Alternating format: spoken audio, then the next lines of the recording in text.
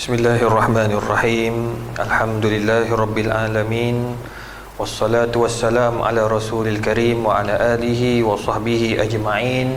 Rabbi syrah li sadri wa yassir li amri wahlul 'uqdatam min lisani yafqahu qawli, amma ba'du. Assalamualaikum warahmatullahi wabarakatuh. Pertama sekali kita bersyukur pada Allah Subhanahu wa taala kerana kita dapat sama-sama meneruskan kuliah kita dalam pengajian buku Indahnya Hidup Bersyariat karangan almarhum Datuk Ismail Qamus. Jadi sekali lagi kita sampaikan, kita sedekahkan Al-Fatihah untuk almarhum yang kita baca bukunya agar kita terus mendapat keberkatan insya-Allah, dan apa yang kita baca hari ini, apa yang kita belajar akan sampai kepada ruh almarhum insya-Allah. Al-Fatihah. A'udzubillahi minasyaitonirrajim. Bismillahirrahmanirrahim. Alhamdulillahirabbil alamin. Arrahmanirrahim. Maliki yaumiddin. Iyyaka na'budu wa iyyaka nasta'in. Ihdinas siratal mustaqim. Siratal ladzina an'amta 'alaihim ghairil maghdubi 'alaihim waladdallin. Amin. Tuan-tuan dan puan yang dikasihi sekalian, insya-Allah pada hari ini kita sambung kuliah kita dalam buku karangan Datuk Ismail Qamus ini yang bertajuk Indahnya Hidup Bersyariat. Pada pertemuan yang lepas kita telah membicarakan berkait perkara-perkara ataupun dikatakan sebagai adab berpuasa, tadarus Al-Quran dan sebagainya. Jadi insya-Allah pada hari ini kita akan bincang hukum hakam yang berkaitan tentang zakat. Apa yang dimaksudkan dengan zakat? Selalu kalau kita sebut tentang zakat, orang akan anggap zakat tu adalah zakat fitrah. Fitrah, bila tanya bayar zakat, bayar bila zakat fitrah? Baru ni tak mahal mana. Ada yang 7, ada yang 5, yang tengok pada negeri. Tapi sebenarnya zakat tu banyak. Dia ada zakat saham, ada zakat emas, ada zakat pendapatan. Semua tu benda yang telah dipersetujui oleh kebanyakan para ulama berhubung tentang zakat pendapatan. Jadi ada orang confuse pula, zakat pendapatan macam mana? Zakat simpanan lain ke zakat pendapatan lain? Lain. Dua-dua tu lain-lain.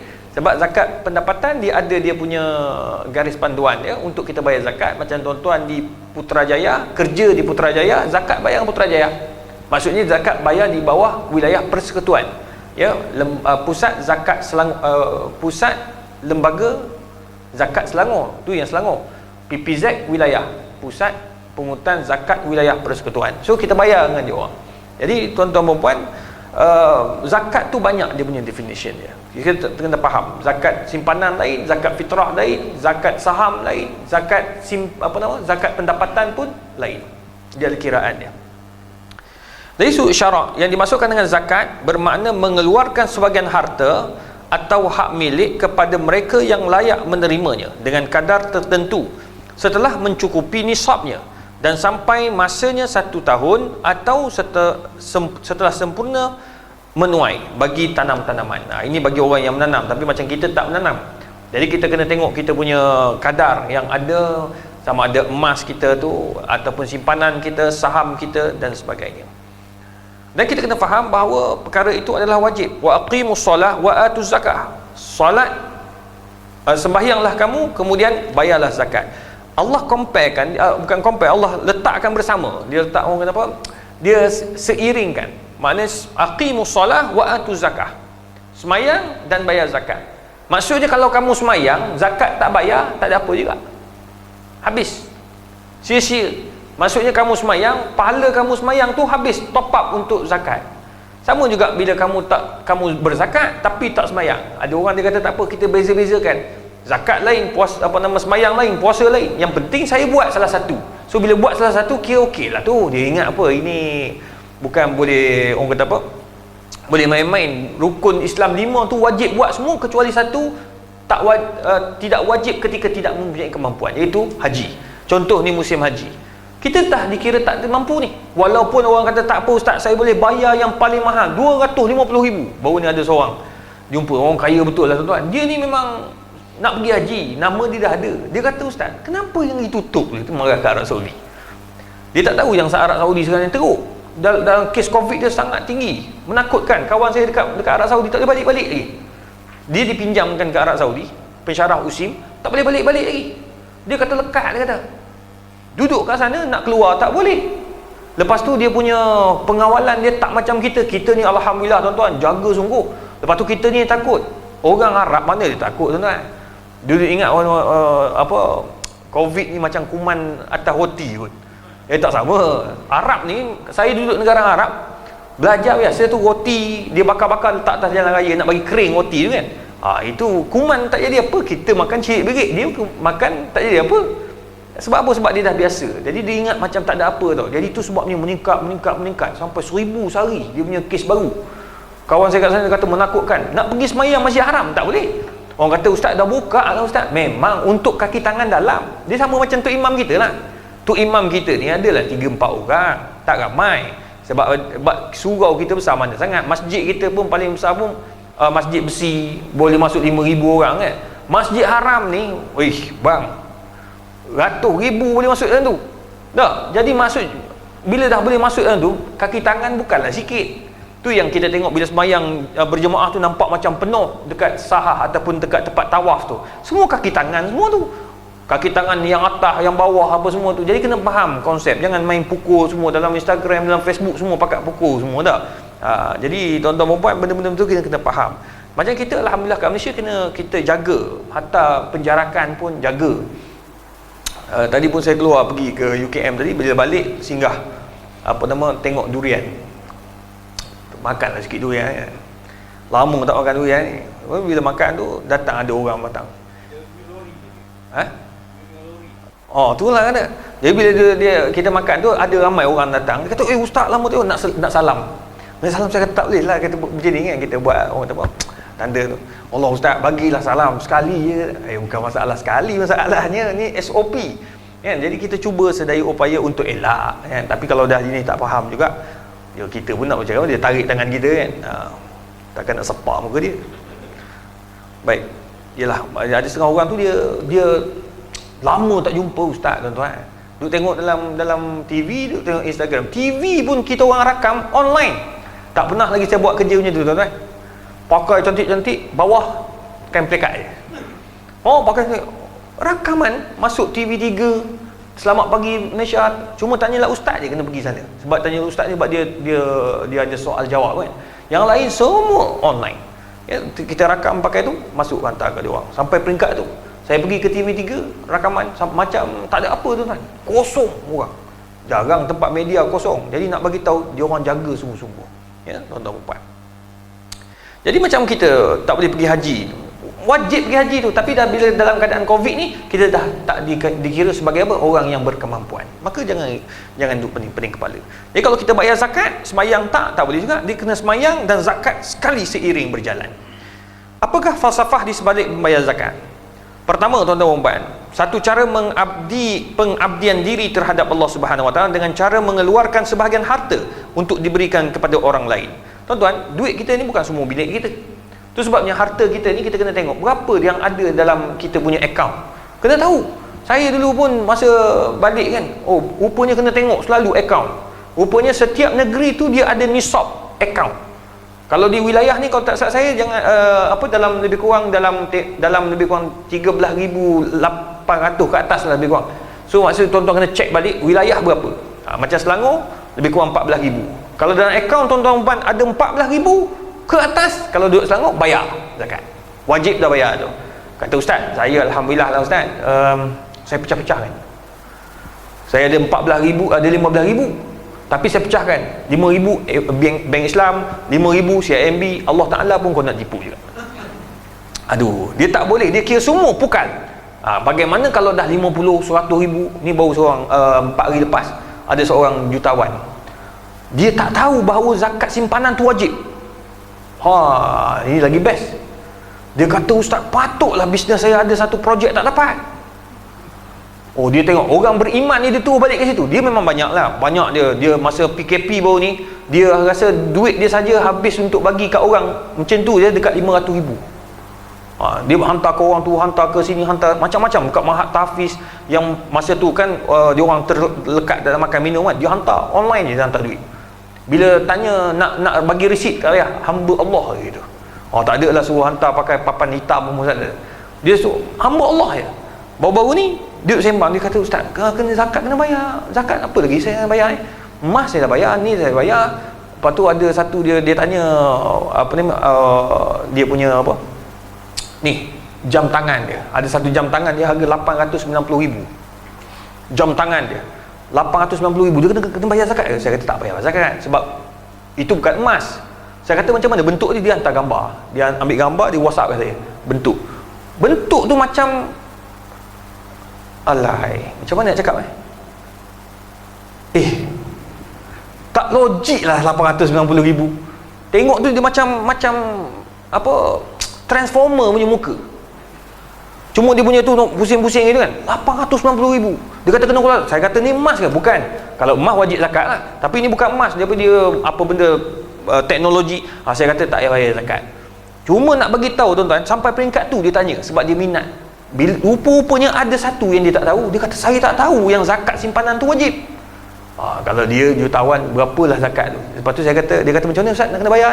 Saya kata pergilah lembaga zakat. Dia duduk di Selangor, so dia kena pergi ke lembaga zakat Selangor. Saya kata pergi lembaga zakat Selangor, suruh dia orang kira, tengok akaun, bagi kat dia orang, nanti dia orang kira kan. Pandai lah tu dia orang kira. Yang lepas-lepas macam ustaz, nanti dia orang kira lah. Aku nak kira pun tak kerti sebab paling tinggi pun saya boleh kira sampai 1 juta. Yang lebih tu aku tak kerti lah. Dia punya harta, ya Allah, tak tahu nak cakap apa lah. Ismit ulam raja. Tuan-tuan perempuan, nak bagi pada orang itu kemampuan. Bila kita ada duit, kita bantu. Tu sebab zakat baru ni banyak keluar zakat pada orang-orang susah. Yang bekerja kena berhenti kerja, layak terima zakat. Dia dah kira asnaf lah. Jadi itu sebabnya pusat zakat dia lebih tahu siapa dia nak bagi. Yang kedua, kesanggupan mengeluarkan sebahagian kecil daripada harta yang disayangi dianggap sebagai satu amalan jihad. Ini dipanggil jihad ekonomi. Nak bagi duit kat orang ni bukan senang. Tu terang tuan-tuan, nak bagi duit kat orang bukan senang. Nak belanja orang susah. Terfikir kita habis duit RM50, dah lah income tak ada sekarang ni, nak bagi kat orang pula. Tambah-tambah kalau orang yang ada kekuatan, dia boleh lawan perasaan tu, itu dipanggil jihad ekonomi. Bantu orang Islam, bantu pusat zakat ya. Kalau kita ada NGO banyak tak apa, NGO pun kadang-kadang dia hanya boleh pilih je. Dia tak boleh pilih ambil semua. Macam Ustaz Abid dia ada yayasan dia pergi tu, dia akan pilih 1, 2, 3 yang dia nak pilih. Kalau kawasan tu ada 20,000 orang rumah miskin, dia tak akan bagi semua. Dia akan pilih yang paling susah. Dia adalah pilihan. Saya ada yayasan kat sini, dia orang akan cari, dia akan bagi ikut berapa bajet yang dia orang ada. Tapi pusat zakat tak, dia kena bagi semua. Dia kena pastikan kawasan tu, negeri tu semua dapat. Tapi dia orang kena ni lah, memang dia orang kena pergi berjalan cari, dan kena ada wakil-wakil. Kita sebagai wakil lah, kalau tengok ada kawasan kita kat sini yang susah, rumah dia tak ada makanan apa semua, tuan-tuan kena bagi tahu kat pusat zakat. Nanti kan dia orang datanglah bagi. Kita sebagai mata-mata kepada mereka. Yang ketiga, membersihkan perasaan dendam dan hasad dengki. Ini untuk elak daripada orang hasad, orang fakir miskin dengki kepada kita tuan-tuan. Yang keempat, melenyapkan sikap cintakan harta, bakhil dan kedekut. Ini sifat bagi orang yang ada duit. Kadang-kadang dia rasa takut nak memberi. Macam contoh masjid dan surau, bila tidak ada orang kata apa? Tidak ada pengunjung, jadi kita putus surau dan masjid putus duit. Masjid tak kerja.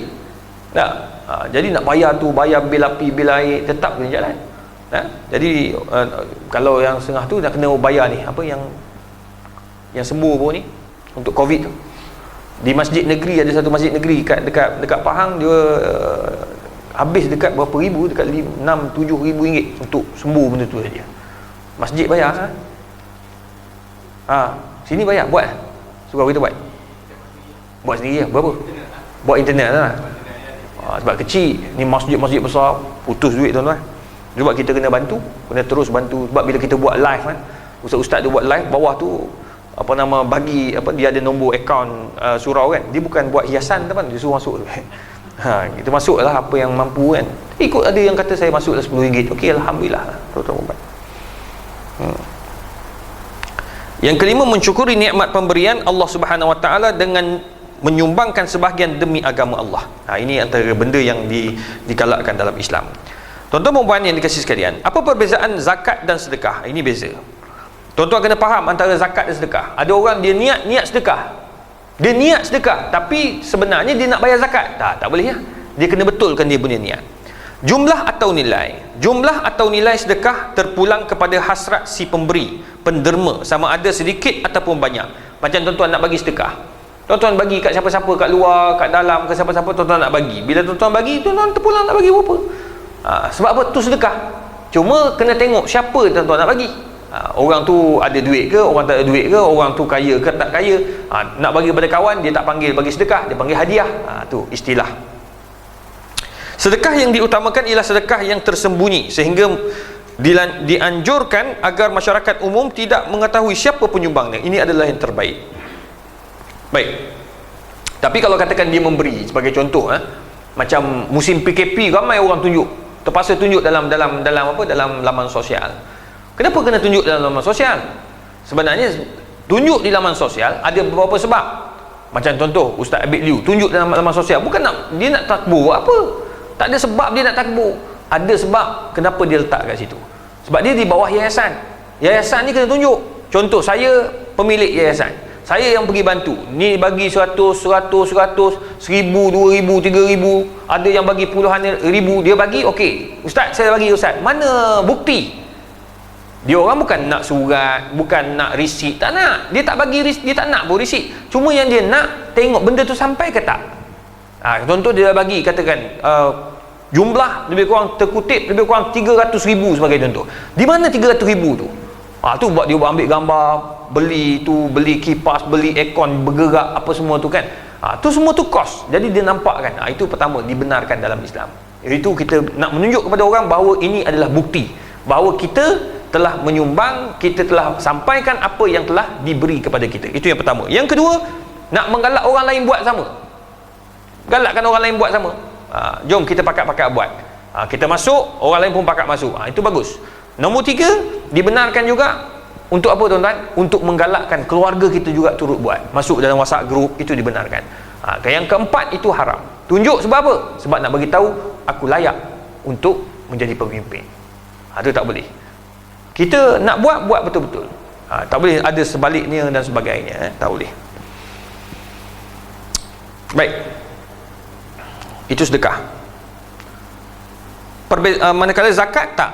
Zakat dia ada dia punya kos dia. Kalau katakan duit kita ada RM14,000, tolak 2.5%. So kat situlah. Kalau RM15,000 dia tak RM15,000, 2.5% daripada kita punya zakat. Ada yang kata lebihan. Yang lebih tu, yang katakan RM14,000 dia punya apa yang kena zakat, lebih daripada 5 tu simpanan, RM1,000 tu kena zakat. Ada ulama dia dalam antara Imam Nawawi dia kata kira semua lebih baik. Maksudnya kira 15,000 keseluruhan 2.5%, itu yang terbaik. Ya. Dia ada dua kiraan. Tapi pusat zakat dia adalah kiraan dia, sama ada dia pakai semua ataupun dia pakai sebahagian. Baik. Yang kedua, perbezaan bentuk. Sedekah boleh dibuat dalam pelbagai bentuk, sama ada makanan, pakaian, ubat-ubatan dan sebagainya. Sedangkan zakat pula adalah dalam bentuk yang lebih khusus, seperti zakat fitrah, zakat binatang, ternakan, biji-bijirin dan sebagainya. Ini pun antara benda yang kita kena faham. Macam sedekah ni kita boleh bagi dalam bentuk masakan. Contoh kita pergi beli tom yum, beli makanan lebih kurang 400 orang punya makanan, letak kat surau, itu sedekah dia panggil. Dia tak panggil zakat. Zakat ni mesti dalam bentuk yang tertentu yang telah ditetapkan. Nanti kita akan bincang. Yang ketiga, faktor masa membezakan juga zakat ni. Zakat dengan sedekah. Faktor masa juga membezakan zakat dan sedekah. Zakat mempunyai masa tertentu, patut dikeluarkan seperti zakat fitrah. Zakat fitrah badan dikeluarkan bermula awal Ramadan sehingga sebelum solat sunat Aidilfitri. Baru ni orang ramai betul orang tanya tentang zakat bayar online tu. Sebab selalu dia kata ada gegar tangan. Ni tak ada, kata. Gegar tangan tu bukan rukun, dia bukan syarat. Dia yang penting kita bayar, duit tu sampai. Lepas tu niat tu sampai. Lepas tu kita ada pula yang kata terlupa baca doa, doa kan online tu kan. Dia dah bayar bawa Allahu Akbar, terlupa baca. Tak apa, yang penting kau klik tu memang nak bayar zakat. Itu dia, ya. risau betul orang ni, memang ramai betul. Tapi ada juga yang tak puas hati, ada yang rasa dia tak sedar hati kata. Tapi alhamdulillah, sebab kita ada juga di negeri-negeri macam wilayah dia buka kan, buka tak bayar zakat dekat surau, buka kan, di Selangor pun buka. Jadi ramai yang tak puas hati dia pergi kat beratur, tak apa, pergi, yang penting bayar, jangan tak bayar tu. Saya was-was Ustaz, bayar online saya was-was. Jadi kau bayar kat mana? Tak bayar. Itu haram lah, tak boleh lah, kena bayar lah. Dah kalau tak boleh bayar online, kau pergi bayar kat masjid. Dia ada kaunter-kaunter terbuka. Sekarang ni ada counter online masa tu kan, counter online, counter apa, drive thru. Apa lagi nak, rasanya siapa yang bayar drive thru ni? Oh, Datuk Seri Najib, dia apa, drive thru, masuklah surat khabar kan. Okey, macam di MACD pula, mudah kan, mudah. Okey, jadi faktor masa tu memainkan peranan. Dia tak boleh main bagi ikut dan, tak boleh. Kalau tidak, ia akan menjadi sedekah. Sedekah biasa jika dikeluarkan selepas solat sunat Aidilfitri. Ini bincang ulama', ada yang kata tak boleh bayar dah, kira berdosa. Tapi kalau dia bayar pun dia akan jadi sedekah ammah. Ada yang kata jadi, tetapi ramai banyak ulama' kata tidak jadilah. Dia kena bayar sebelum solat sunat hari raya. Jadi solat sunat hari raya baru ni macam mana? Okey, semua pakat jadi imam kan? Imam lah ke ni?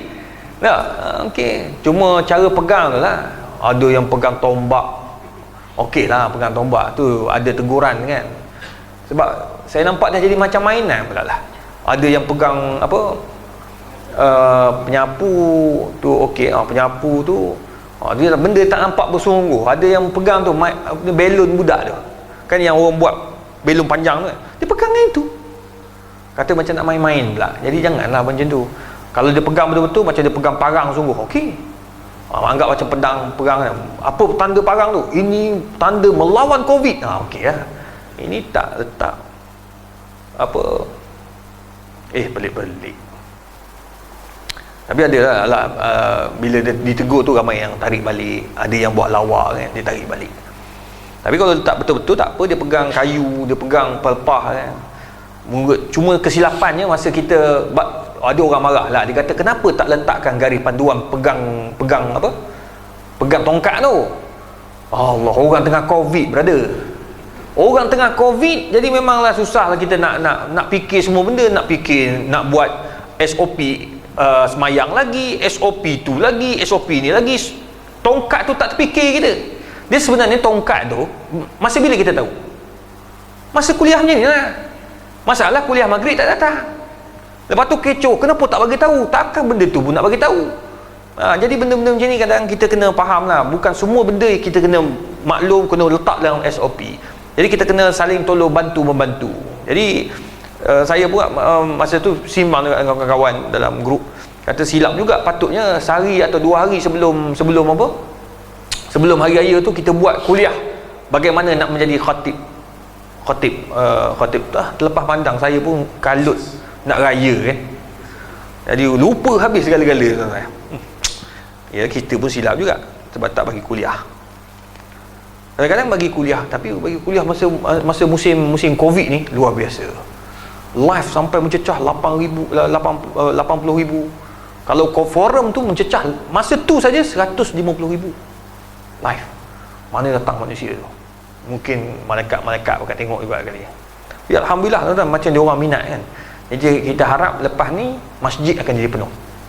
Ni pun penuh sebenarnya ni, malaikat, InsyaAllah. Sebab dia syaratnya 1/3 masjid kan. Betul ke? Ni 1/3. Lepas ni bila dah buka 100%, harap-harap subuh tu memang tak sempat kita nak kawal. Tok Imam memang kelang kabut masa tu. Macam mana Tok Imam? Dah bersedia tu. Saya duk bayangkan lepas ni solat subuh sampai belakang tu. InsyaAllah lah kan, insyaAllah. Sebab tengok komen dalam Facebook, Instagram tu nampak, Masya Allah, yang tak pernah pergi masjid bercakap macam seakan-akan pergi masjid. Bila dia cakap tu nampak yang dia tak pernah pergi masjid. Tu bahaya tuan-tuan. bahaya. Tu baik jangan cakap kalau tak pernah pergi. Aduh, la ilaha illallah. Saya boleh cakap sebab saya ada Instagram saya dekat 500,000 lebih. Jadi kita tengok komen-komen orang dekat tentang masjid ni. Bila masjid tak tutup 12 orang saja. Jadi komen tu macam-macam komen, beribu komen. Jadi kadang-kadang saya boring-boring tengok PKP tak ada buat apa kan. Nanti buka, komen boleh tahan juga. Ada yang komen tu tahu yang dia tak pernah pergi masjid ni. Cuma kita tak ada lah balang. Kau ni tahu ke tidak apa itu solat berjemaah ni? Baik, tuan-tuan dan puan. Okey, apakah syarat-syarat mengeluarkan zakat? Dia ada syarat-syaratnya tuan-tuan. Zakat tergolong kepada dua jenis zakat badaniyah, iaitu zakat tubuh badan atau zakat fitrah. Yang kedua zakat amaliyah, zakat maliyah, iaitu zakat harta benda seperti wang, perniagaan, binatang ternakan dan sebagainya. Manakala zakat fitrah ni kita dah buat baru ni, diwajibkan sempena berakhirnya bulan Ramadan mengikut syarat-syarat yang ditentukan. Anna Rasulullah sallallahu alaihi wasallam farrada zakatal fitri min Ramadana ala kulli hurrin aw 'abdin dzakarin aw untha minal muslimin. Rasulullah SAW telah mewajibkan zakat fitrah kepada bulan Ramadan ke atas orang yang merdeka, hamba sahaya lelaki, perempuan dan kaum muslimin. Bermaksud orang yang berkemampuan. Selalu kita silap ni. Ni ada setengah-setengah orang yang ada sedikit kesilapan. Silapnya benda dia susah, dia miskin. Tapi dia ni ada lebihan duit. Maksudnya RM7 tu ada untuk diri dia. Bahkan tu buat ulama letak, bayar ikut apa yang dia mampu. Contoh, dalam rumah dia ada 5 orang. Dia mampu bayar untuk seorang saja, dia wajib bayar yang seorang tu. Ni tak, dia tahu dia susah, dia miskin, dia hanya menerima je. Orang tu bayar orang ni, dia tak memberi. Itu tak boleh. Itu sebab zakat badaniyah ni dia kena bayar semua walaupun dia susah. Masa saya kat Kelantan, bila hari raya selalu kan kita kat Kelantan kan, saya tengok ada orang datang masa kita duduk lepas habis kuliah subuh tu, pagi sehari sebelum raya kuliah subuh, ramai orang luar balik semua kan. Lepas tu Kelantan ni pula tuan-tuan, manusia ramai, masjid dia luar biasa, masjid dan surau dia hidup sana ni. Jadi bila kita datang tu, ada datang tanya, kata, ustaz saya nak bayar zakat, cumanya saya masalah. Apa dia? Saya punya zakat ni, saya ni seorang boleh bayarnya. Dia kata, anak 7, bini seorang. Kalau saya dengar, kalau bini 2 memang wajib semua lah. Dia kata bini seorang, anak 7. Dia kata saya mampu seorang, saya ada 7 ya, nak bayar. Boleh tak saya tak bayar hak lain tu? Dosa tak hak lain? Saya kata anak-anak kecil-kecil ke? Kecil-kecil semua. Maka dibenarkan dia untuk bayar. Pada masa yang sama dia juga layak untuk menerima zakat. Zakat fitrah. Katakan ada jiran-jiran tu bayar zakat kat dia, boleh. Macam saya, bila dia cakap macam tu, kebetulan saya tak bayar lagi, saya bayar kat dia pula. 4 orang saya bayar untuk dia, dia bayar kat masjid, saya bayar kat dia. Jadi maknanya dia layak menerima zakat. Pada masa yang sama dia juga wajib bayar zakat apa yang dia mampu, kecuali dia tak mampu langsung, memang tak ada langsung, jadi dia tak wajib bayar zakat ketika itu. Baik tuan-tuan dan puan, manakala zakat maliyah adalah zakat yang zakat fitrah wajib bagi orang Islam.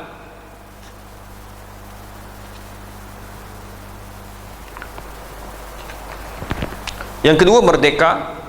Yang ketiga mempunyai harta lebih daripada keperluan untuk diri dan tanggungan pada hari raya dan malamnya. Ini yang terbaik untuk bagi orang yang mengeluarkan zakat.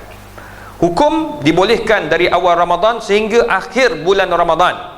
Wajib selepas terbenam matahari pada hari terakhir Ramadan, maksudnya malam raya. Afdal selepas solat subuh sehingga sebelum mengerjakan solat sunat Aidilfitri. Tapi hak yang ni selalunya takut terlepas. Baik kita buat sebelum. Afdal pagi tu kalau tak ada masalah kita boleh pergi.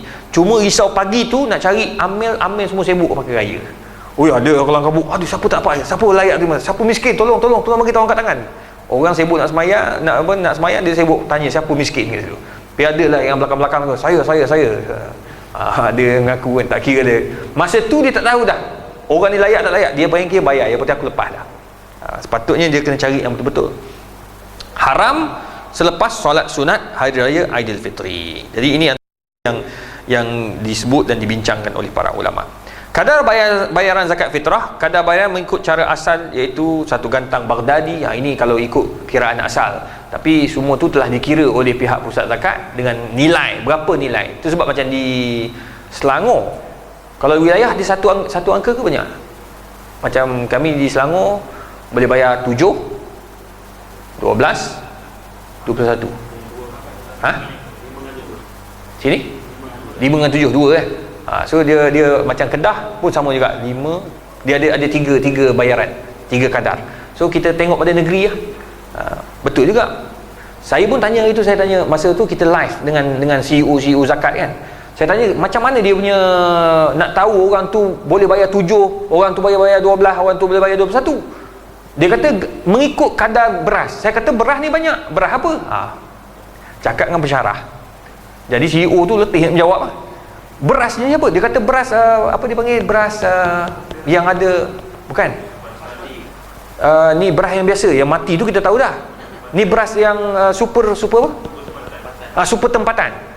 Dia kata yang makan beras super tempatan itu dikira RM7. Saya kata beras super tempatan ni ada banyak jenis. Yang Jalaluddin pakai baju hitam lain, baju cerah lain, harga lain kan. Yang tu 130, yang ni 129 ringgit, 21 ringgit. Oh lain okey dia pun betul kan. Dia kata okey, yang nilai dia agak RM30 ke atas. So kalau macam tu lagi senang lah kita nak kira.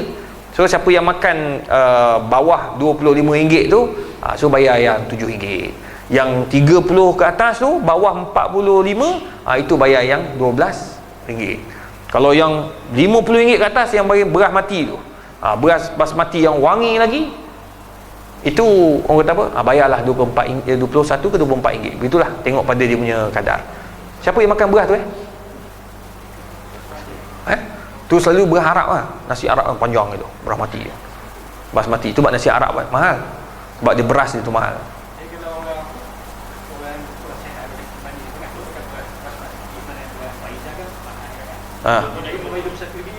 Basponi? Tu untuk orang kecil manis lah. Dia tu makan yang beras mahal sebab sakit. Ini sebab memang suka. Memang jenis orang duit banyak memang makan beras. Dia makan basponi tu, apa beras?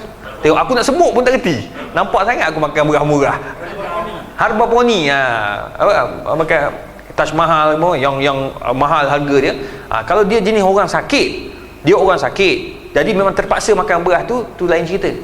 Dia termasuk daripada orang yang mungkin level tengah ataupun level bawah, tapi dia terpaksa beli juga sebab sakit. Kalau tidak, nanti kan dia kena kencing manis lagi bahaya. So dia lain kes dia tu. Ini untuk orang yang standard, yang tidak ada penyakit. Memang dia makan beras tu. Memang saya jumpa ramai orang pergi makan sedap, makan nasi rumah. Macam beras berterabur gitu nasi. Dia tak melekat. Kata beras sedap ni. Ni beras ni ustaz. Panjang. Panjang. Lepas tu tengok macam mana bentuk dia pun tunjuk lambang paket kan. Kita pun bila pergi ke Tesco pun pergi tengok insaf dulu tuan-tuan. Tengok beras mampu tengok panggil tu. Baik, itu lafaz semua itu kita bincang. InsyaAllah pada pertemuan yang akan datang kita akan bincang zakat harta. Sebab kita pun masa agak terhad, kuliah tidak boleh lebih daripada yang sepatutnya. Saya nak buka soalan sementara kita tunggu waktu azan. Zakat harta ni kita akan bincang sebab zakat harta ni agak kompleks. Dia ada zakat emas, perak tu kena keluar zakat tau. Orang tu ingat zakat perak tak ada zakat. Emas pun ada zakat. Nanti saya akan bawa yang Putrajaya punya wilayah persekutuan punya zakat. Zakat emas macam mana kan? Berapa kadar dia, yang pakai, yang tak pakai. Kemudian kita ada bincangkan juga zakat taksiran ni, buku ni tak boleh pakai sebab dia lama 2007. Dia sekarang ni ada taksiran baru 2019-2020. Pakai yang terkini sebab dia fatwa tentang zakat ni sentiasa ada yang baru. Ya tuan-tuan. Baik, saya buka soalan.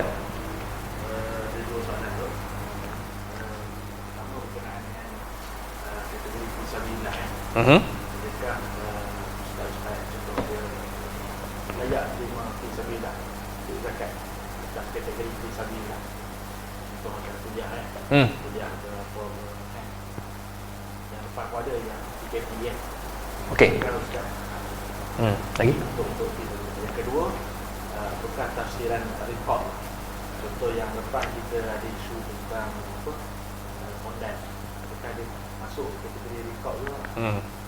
Okey, terima kasih Ustaz. Soalan bagus ni tuan-tuan. Dua, baru-baru ni bukan saja ustaz-ustaz, yang tidak ada kajian pekerjaan tetap. Ustaz-ustaz, artis, pelakon-pelakon, penyanyi, dia orang kata ustaz, layak ke penyanyi dapat zakat? Layak, sebab dia orang Islam. Nah, ustaz-ustaz layak ke terima zakat? Layak. Cikgu-cikgu tuition berapa ramai? Cikgu-cikgu tuition yang yang memang dia buat memang full time tuition, mengajar rumah, home to home, rumah ke rumah, ataupun orang datang kat dia mengajar bahasa Inggeris. Dia orang kesian tu. Saya ada satu sekolah, saya tengok dia buat kat rumah, tutup sekolah tu. Sebab sekolah swasta, siapa nak bayar? Mak bapak tak mau bayar. Tuition anak buat online, ada mak bapak tak mau ambil. Jadi adalah seorang dua yang buat yang mengajar juga, adalah dapat bayaran dia kan. Bayar pun saya rasa macam anak saya bayar macam biasa juga, 200 lebih. Tapi nak bagi tahu, dia orang terpaksa untuk teruskan hidup. Jadi kalau dia orang ni tak mampu, ustaz-ustaz dia sebagai contoh, dia full time mengajar di masjid-masjid dan surau, mengajar Al-Quran rumah ke rumah, maka kalau dia termasuk daripada orang yang miskin, dia kita nak kata fakir taklah, miskin, maka dia layak terima zakat. Layak terima zakat. Tak payah kira fisabilillah. Dia kira macam bawah orang miskin lah, sebab dia tak mampu masa tu, jatuh miskin masa tu. Ataupun orang yang berhutang, dia boleh masuk bawah orang berhutang, sebab dia kan ada hutang banyak, lepas tu tak boleh nak bayar, masa tu dia terkira orang yang berhutang.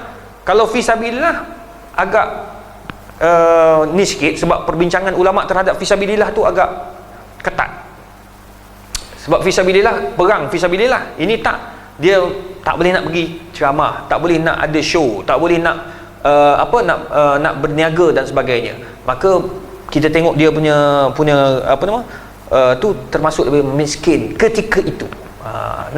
Fisabilillah tu agak ni sikitlah perbincangan ulama terhadap isu itu. Itu yang pertama. Yang kedua, ar-riqab. Di Selangor pada tahun 2012 telah membenarkan pembayaran zakat atau bagi zakat kepada di bawah riqab ni. Riqab ni pada asal orang nak merdeka, hamba yang nak merdeka, kemudian dia orang kata apa? Dia dalam proses nak merdeka, jadi dia layak terima zakat. Dia orang Islam, dia nak merdeka daripada hamba, dia kena bayar pada tuan dia. Contoh, dia kena bayar 70,000. So dia nak bayar 70,000 tu, dia kena simpan duit. Maka dia orang-orang ni dia layak untuk terima zakat. Cuma sekarang ni dah tak ada hamba tu. Jenis hamba tu tak ada. Bibit tak termasuk. Tu pekerja. Sekarang ni dibincangkan orang yang sama nak membebaskan diri dia daripada belenggu zina, GRO, apa lagi, belenggu peliwat ada. Kita pernah pergi dakwah, saya pergi dekat KL, dia ada satu kawasan tu, saya pun sedih tu kan, dekat dengan lorong Haji Taib lah. Dia tengok saya mata kecil-kecil dia, pening tu. Kita pun risau juga, takut dirogolnya. Tapi alhamdulillah lah, dia nak dekat dengan kita. Cuma bila saya tanya kenapa bekerja macam ni kan, dia kata saya terpaksa, kata. Yang ambil kami, saya tanya berapa sehari dapat? Ada dapat RM50. Berapa customer dapat? 5 orang. Sekali dia diliwat. Sekali dia diliwat RM10. Jadi saya kata tak boleh, kena berhenti, ini haram gini. Dia kata saya nak kerja apa lagi ustaz? Saya kata macam mana awak nak kerja, awak pakai skirt? Awak lelaki jadi pakai skirt. Macam mana awak nak kerja? Cuba awak potong rambut macam saya, jalan betul-betul macam saya, pergi kerja, orang terima.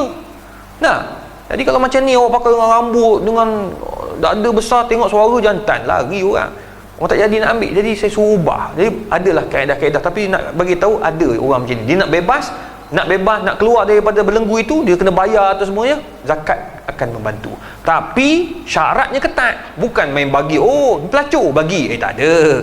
Dia ada garis panduan yang sangat ketat untuk bagi zakat kepada golongan seperti itu. Pelacur, GRO, apa lagi, peliwat, ya? Dan ramai lagi lah disebut dalam zakat dalam fatwa negeri Selangor 2012. Tapi itu masa tu isu orang letak dalam WhatsApp group kan, macam-macam kata, tengok semua dipolitikkan lah, fatwa pun dipolitikkan. Ini tengok apa dah jadi zaman sekarang, semuanya boleh. Bukan, itu fatwa 2012 semua pekat minta maaf, tu tarik balik sebab ayat dia tu pedas juga tu. Itu sebab tuan-tuan perempuan, hukum hakam ni jangan dipolitikkan.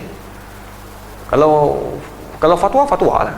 Jangan duk masuk ke zaman sekarang, zaman PH, lepas tu zaman PN, lepas ni zaman apa lagi lah. Kita pun pening kepala dah. Harap-harap yang terbaik lah. Jangan duk pening kepala lah tuan-tuan. Yang penting okey. Banyak sangat kita ni gaduh Zaman PKP orang duk sibuk tak cukup makan tu, gaduh lagi dia orang ni. So mau pakat nak berebut je naik pangkat. Pangkat apa lagi orang tak makan ni. Assalamualaikum, soalan, abang ipar saya memelihara 3 ekor anjing. Oh yo. Untuk menjaga kandang kambing. Paling peliharanya.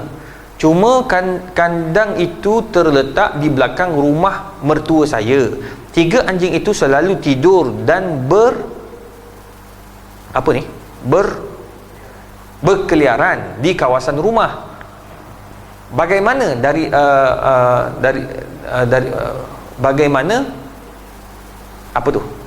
soal kebersihan. Bagaimana soal kebersihan di kawasan rumah mertua saya itu? Okey, saya jawab satu. Anjing ni kalau dia bela untuk tujuan jaga kambing, kawasan kambing agar tak dimakan oleh binatang-binatang buah atau tak disondol oleh pokok-pokok, tak disondol oleh babi hutan, dia letak anjing 2-3 ekor, itu dibenarkan untuk menjaga ternakan, ni ternakan yang tidak bukan yang air atau betul lah. Ni ternakan yang besar macam kambing, lembu, nak jaga kebun, itu semua dibenarkan. Cuma anjing punya rumah ni, dia punya rumah anjing ni dekat belakang rumah mertua. Jadi anjing tu selalu berkeliaran dekat kawasan rumah. Kalau dia berkeliaran di kawasan luar rumah, tak apa, tak ada masalah. Sebab anjing ni dia memang dah binatang punya tu, sama lah macam anjing lalu ke depan kereta kita, tidur bawah kereta kita. Kalau ikut kan kena samak kereta kita tu. Tak payah. Sebab apa? Sebab kebersihan kawasan keliling rumah itu bukan kita guna untuk solat. Yang tak dibenarkan masuk dalam rumah. Itu sebab Nabi sebut innal malaikata la tadkhulu baitan fihi suwarun wala kalbun. Anjing yang dalam rumah memang malaikat tak masuk. So jangan bagi dia masuk dalam rumah. Itu penting. Yang kedua, apa hukumnya seorang Islam memelihara anjing?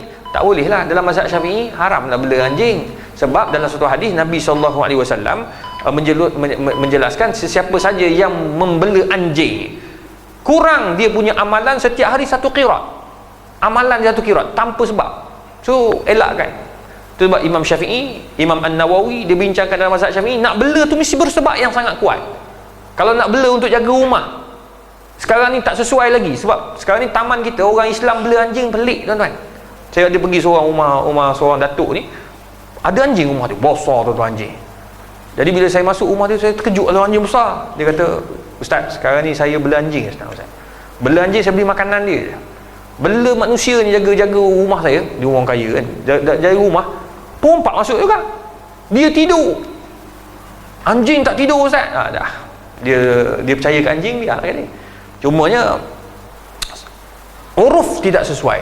Cuma isteri dia cakap lah, dia kata orang jadi susah nak datang rumah. Orang nak datang rumah tu jadi susah, orang segan nak datang rumah. Dia geli nak makan, geli nak masuk, geli nak duduk pun rasa geli. Jadi orang tak datang terus rumah dia. Adik-beradik pun kalau nak buat perjumpaan, dia jumpa rumah orang lain, rumah adik-beradik yang lain. Dia tak membuat rumah tu. Ni perlu difahami juga kenapa. Ya? Jadi jangan bela anjing tanpa sebab, hukumnya haram. Tapi kalau bersebab yang sangat kuat sesuai dengan uruf di Malaysia, maka boleh. Tapi sekarang ni Malaysia tidak sesuai untuk kita bela, letak kat rumah atau kat mana-mana. Ya, wallahu alam.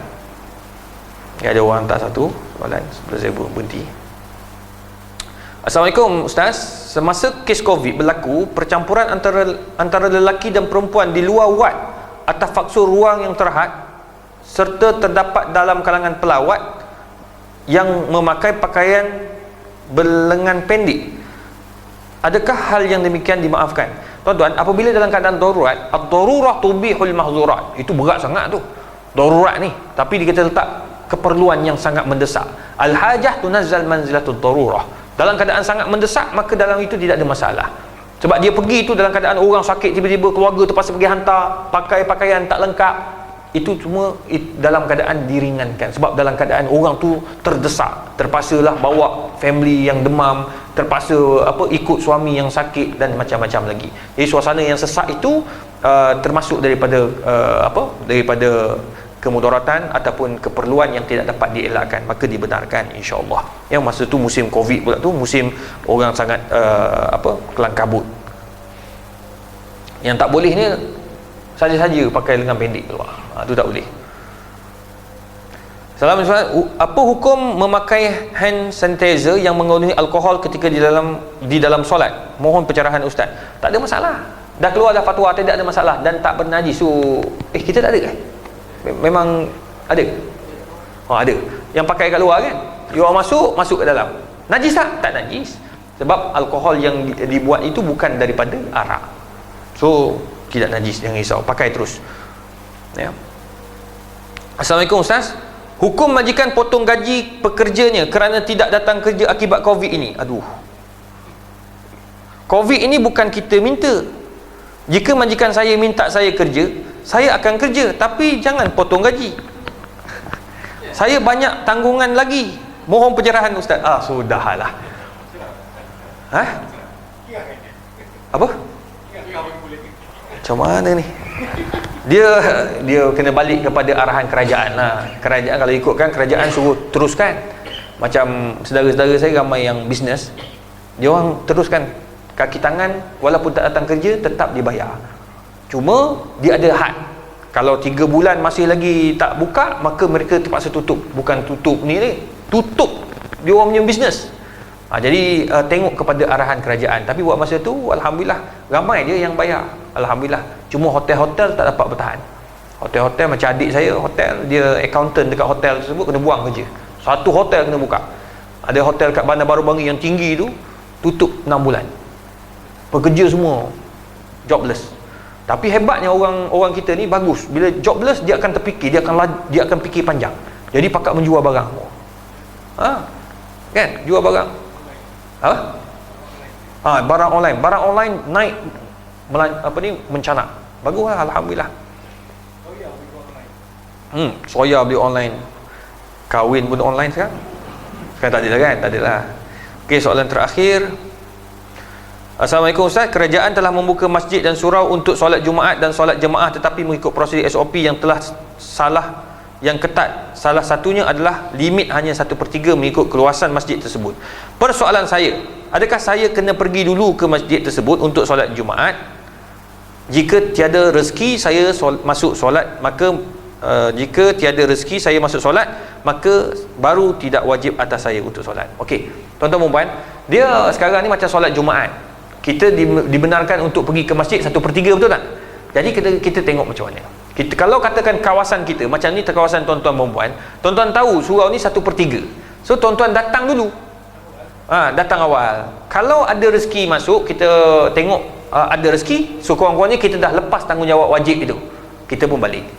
Jangan semua pakat kata tak apa, duduk kat rumah. Kata aku tak, dah cukup 1/3. Semua pakat 1/3, tengok ada 3 orang je. Sebab semua pakat kata dah 1/3. Datang dulu. Datang dulu. Ada rezeki, masuk. Tak ada rezeki, balik. So kurang-kurangnya kita dah buat apa yang telah diwajibkan. Mulakan dahulu. Kalau tak mula, tak ada orang tahu. Sama juga macam solat subuh. Subuh berapa orang kalau di Putrajaya ni? Sama kan? 1/3. Bermaksud berapa orang? Kalau surau kita berapa orang ni? 120 orang. Sepenuhnya?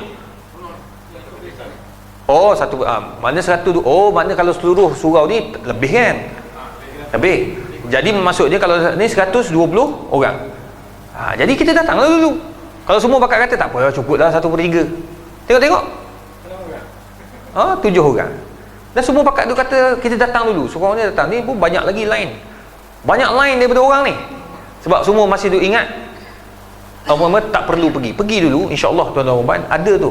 Sebab diikut pada keluasan surau dan masjid. InsyaAllah kalau ada rezeki kita akan dapat masuk, dan insyaAllah kita akan dapat apa yang ditentukan oleh Allah Subhanahu Wa Taala. Macam sekarang ni dah tak ada masalah dah. Azan je, saya pergi ke surau, sampai dia bawa sejadah tu dia letak, dia masuk. Sebab memang solat sunat, solat fardu tu tak ramai lagi. Yang berebut nak pergi ni solat Jumaat. Solat sunat hak yang solat wajib yang lain, subuh apa masih belum lagi lah. Wallahu a'lam. A'udzubillahi minasyaitonir rajim. Bismillahirrahmanirrahim. Alhamdulillahirabbil alamin wassalatu wassalamu ala Rasulillah wa ala alihi washabbihi ajmain. Allahumma faqihna fid din wa 'allimna at-ta'wil wa sallallahu ala sayyidina Muhammad wa ala alihi wasallam. Taqabbalallahu minna wa minkum.